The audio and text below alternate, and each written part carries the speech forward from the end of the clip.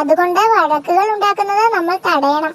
കാറ്റിൽ സമാധാനം നിറഞ്ഞു തുളുമ്പണമെങ്കിൽ നമ്മളും മുൻകൈ എടുക്കണം. വഴക്കുകൾ എവിടെയെങ്കിലും കണ്ടാൽ അത് പരിഹരിക്കണം, ഉടനെ ഉപദേശിക്കണം. എന്താ, എന്തു പറ്റി? ഇവൻ എന്നെ വെറുതെ തോണ്ടി, ഇവനും എന്നെ തോണ്ടി.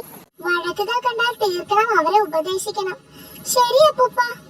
പിള്ളേരെ, ഞാൻ നിങ്ങളെ ഉപദേശിക്കാൻ പോവുകയാ. ഇങ്ങനെ വഴക്കിടരുത്. വഴക്കിടാതിരുന്നാൽ കാട്ടിൽ എന്താണ് നിറഞ്ഞു തുളുമ്പുന്നതെന്ന് അറിയാമോ? സമാധാനം. ശരി, ഞങ്ങൾ ഇനി വഴക്കിടില്ല. ശേരിക്കടുവ ഞങ്ങളുടെ വഴക്ക് തീർത്തു. അല്ലെങ്കിലും ശേരുവിനൊരു നല്ല മനസ്സുണ്ട്. എനിക്കിങ്ങനെ തോന്നുന്നില്ല. നമ്മുടെ മക്കൾ തോണ്ടിയാലും മാന്തിയാലും ശേരുവിനെന്താ? ഏതായാലും വഴക്ക് തീർന്നില്ലേ, അത് നല്ല കാര്യമല്ലേ. പക്ഷേ പുലികളുടെ വഴക്ക് ഒരു കടുവ തീർക്കാൻ ശ്രമിക്കുന്നതിലാ കുഴപ്പം. വലിപ്പത്തിൽ അല്പം ചെറുതായ പുലികളെ അപമാനിക്കുന്നതാണിത്. അപമാനിച്ചിട്ട് കടുവകൾക്ക് എന്ത് കിട്ടാന്? ഇറച്ചി തിന്നുന്ന മറ്റെല്ലാവരെയും പാവങ്ങളാക്കി മാറ്റാനാ കടുവകളുടെ ശ്രമം. ഷെടാ, ആ ചിന്ത തന്നെ ശരിയല്ല, ഞാൻ എതിർക്കും. ആഹാ, നിങ്ങളെ പോലെ ചിലർ ശേരുവിന്റെ പിന്നിലുണ്ടെന്ന് എനിക്ക് അറിയാമായിരുന്നു. ഞാൻ ആരുടെയും പിന്നിലല്ല കേട്ടല്ലോ. മുന്നിലായാലും പിന്നിലായാലും എതിർത്താൽ അടിച്ചൊതുക്കും.